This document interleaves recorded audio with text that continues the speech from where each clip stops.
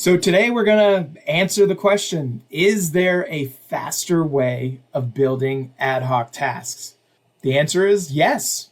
So grab a snack, I got something to show you.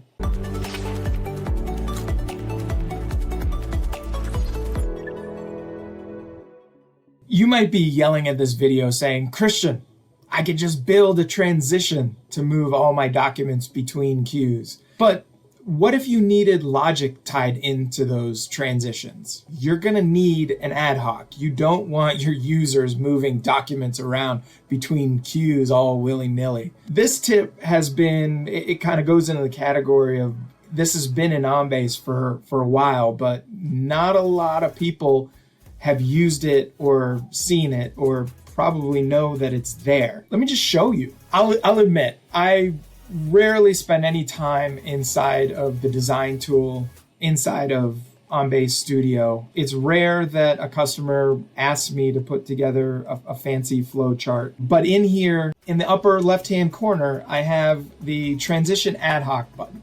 If I click that, now I can draw a little blue line. And here you go. It's created my ad hoc for me.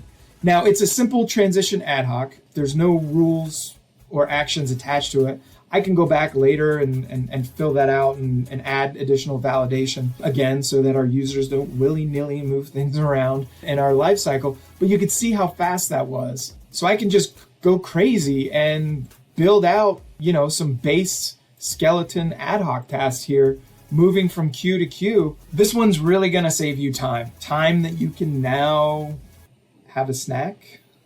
And in the past videos, I've had nothing but junk food, and I said, I'm going to have something healthy. Today's the day that I'm doing it, carrot sticks. So cheers, everyone. Go crazy building ad hoc tasks.